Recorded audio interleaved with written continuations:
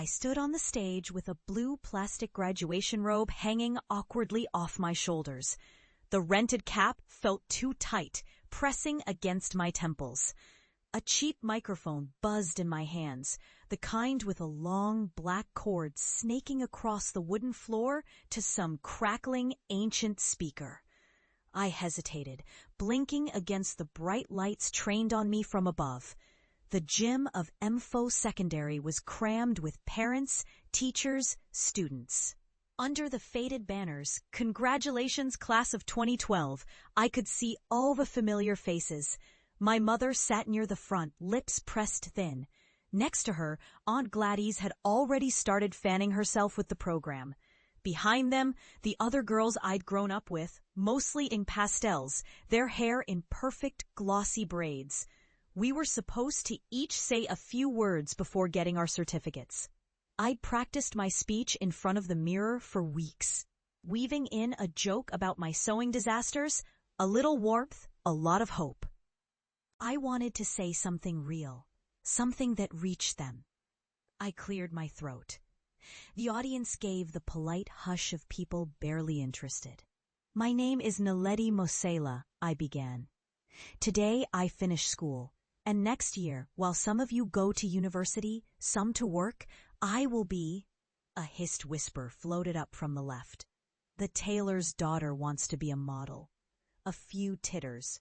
I felt my cheeks burn but pressed on. "I will be making clothes. I know everybody here thinks." A shout from the back. "She means she'll be mending socks for her mama." Laughter. Even teachers. I looked at Mrs. Dzvukamanja, the headmistress. She quickly glanced away, tight-lipped. "It's not just sewing," I started, frustration tightening my voice. But now it was open season. "Fashion isn't real work. Go to university. Ja, and next you'll be a president." More laughter. I tried to swallow it, tried to keep my voice even. I wanted to tell them about the designs sketched in the margins of my maths books, about my grandmother's old Singer machine, the one I learned to fix and use, about how my hands itched after school, desperate to turn the noisy colors in my head into real, touchable beauty. I want to... My tongue stuck. I saw in my mother's rigid posture and lowered eyes all the disappointment she tried never to say out loud, and I felt it land on my chest. Suddenly, the words dried up. My vision blurred with hot tears. Someone of the crowd said, "CS, can't even explain it." A murmur of approval ran through the assembly. I dropped the mic, literally. It thudded on the stage. I snatched up my thin certificate and stalked off, numb, walking too quickly past my class. I didn't stop to see their faces.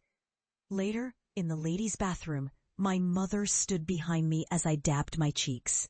Our reflections were a sad, doubled thing. A teenage girl with puffy eyes, a tired woman in her Sunday dress, hands twisting her bag strap. For a while, she said nothing. Then, quietly, "You made us look like fools, Naledi. Why can't you want what everyone wants?" Her voice was resigned, defeated. I didn't answer. I couldn't. I just stared at the smudged mascara, at the reflected rows of sinks, and wished I could disappear. That summer, I spent my days in the cramped two-room back house we rented in Alexandra Township. My mother was a domestic worker in Santon. I helped her on weekends, polishing floors, folding linen, scrubbing its stains. At night, I stayed up late, hemming trousers and fixing zippers for neighbors, taping pocket money that barely kept us in bread. Aunt Gladys dropped by often. She liked to stand in the doorway, arms folded, voice sharp.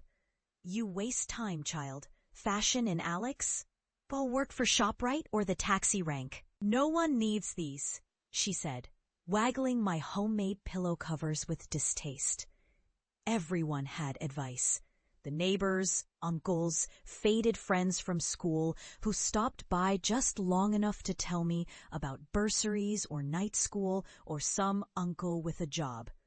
Nobody wanted to see sketches or the cheap beaded wristlets I knotted in moonlight, or the 2 tops I'd sewn and hand-painted from off-cut fabric bought for a few rand at the market. One evening, I came home to find my mother waiting on the stoop, arms folded, jaw set. "Mama Mabena says you offered to make her church dress," she said flatly. "She will not pay more than 40 rand, Naledi. Is this how you will live?" I tried to explain about the details, about the lace, and how slow hand-stitching was, about how you couldn't price art with the loose coins people dropped for buskers on the street. But as I spoke, I saw her eyes glaze over. I knew she'd already given up. Most nights ended with me sprawled on our thin foam mattress, the ceiling groaning as another taxi rattled by. My dreams clashing with the reality of thin wallets and full plates. That rage-hot, humming, squeezed into my chest turned inward. Some days it burned too raw to touch, but I wouldn't let it break me. If nobody in Alex cared about handmade dresses or bright, impossible dreams, then I'd find a way out. My first escape was the city library in Brandfontein. It was free, warm, and full of magazines, old Vogue editions, faded copies of Elle, battered catalogs. I cut out patterns from the free sheets, fingers shaking with longing. I copied runway looks onto scrap paper, inventing wild versions with the printed scraps I found at fashion stores, whenever security wasn't eyeing me. Once, I saw a call for applications. South African Young Designers Contest. The deadline was in 2 weeks. I stared at it for a long time, feeling half foolish, half desperate. The prize was a 6-month internship with a studio in Rosebank. It felt unreachable, ridiculous, exactly the kind of thing people mocked. But I applied. To spare fabric, I stitched a prototype dress from my mother's old work uniform, navy polyester, shiny and stiff. I stayed up all night, coaxing it into a thing of beauty, patching it with bits of wax print offcuts. My brother's old church shirt became puffed sleeves. I bled on the needle twice, but by sunrise, my hands shook with pride. I stuffed the dress and the sketches into a borrowed plastic bag, swapped out my dusty trainers for pumps a size too small, and took my mother's last 20 rand for taxi fare. In Rosebank, I waited 3 hours in a queue of brittle, glamorous girls, their accents crisp, their confidence unshakable. When my turn finally came, the panel glanced at the uneven hem, at my cheap paper designs. One of the women, a pale, bored-looking stylist, wrinkled her nose. "That's resourceful," she said. But her colleague, a middle-aged man with dreadlocks and a sharp checked suit, stared hard at the embroidery. His fingers traced the beaded flowers. "Not neat, but it is memorable," he murmured. "Who are you?" For the first time, I didn't flinch. I told them my name, my home, my dreams. Not all of it, not the whole storm, but just enough. When they thanked me and sent me out, I knew nothing would come of it. I ran to the bathroom, fighting tears again, and nearly left my dress behind in the stall. That would have been the end. But 3 weeks later, an email arrived, telling me I'd made the top 15.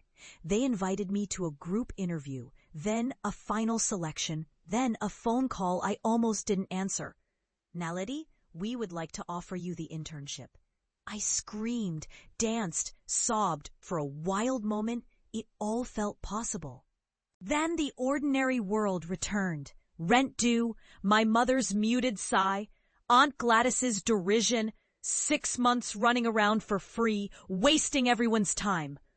But I went. The studio in Rosebank was worlds away from Alex. White walls, giant windows, real sewing machines. Here the interns glided on energy drinks and ambition, heads full of Pinterest boards and influencer hashtags. I clung to the fringes, bracing for laughter, determined not to let any mistake destroy me. There were small humiliations. Sometimes people forgot to include me in group tasks, and fabric scraps vanished just as I needed them. After one show, the others went for drinks without inviting me. But I was used to the outsider's view. Every indignity, every snub just etched my resolve deeper. I learned faster than any of them. I stayed late, ironing pleats until my hands